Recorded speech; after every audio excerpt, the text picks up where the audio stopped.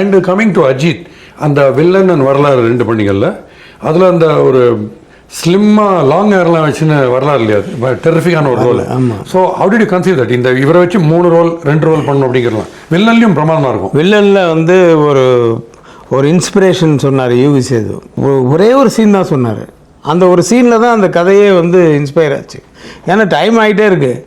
வில்லன்னு படம் ஒரு டைட்டில் வச்சாச்சு, தீபாவளி ரிலீஸ்னு ஆச்சு, ஜூலையில் உட்காந்துருக்கோம். ஜூலையில் இது பண்ணி ஆகஸ்ட் செப்டம்பர் அக்டோபர் ரிலீஸ்.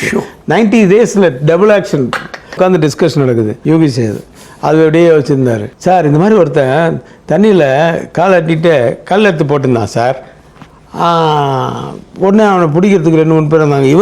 இவன் தான் திருடிட்டு ஓடனா அப்படின்னு அடிக்க வந்தாங்க. அப்போ வந்து இன்னொருத்தன் சொன்னா, டேய் அவனே பாவம் ஹேண்டிகேப்டு, கை கவலை ஒரு கையில் பண்ணிகிட்டு இருக்கான், அவன் போய் எப்படா வந்துருப்பான், சீப்பா போடா அப்படி.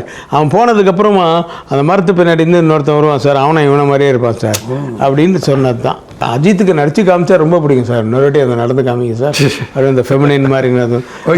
நான் நடந்து வரும்போதே மைக்கில் சொல்லிட்டே இருப்பேன்.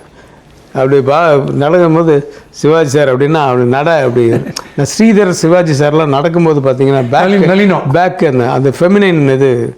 அதுக்கப்புறமா வந்து நீலாம்பரி அப்படின்னா அப்படி ரஜினி அப்படின்னா அப்படி நடக்கும்போதே அப்படி பார்க்கறது அப்படின்னு அங்கே ஞாபகப்படுத்திகிட்டே இருப்பேன். ரஜினி என்னன்னா அந்த லுக் அப்படி பார்க்கறது அப்படின்னா அந்த ஃபெமினைனோட சேர்ந்த மாதிரி வரும்.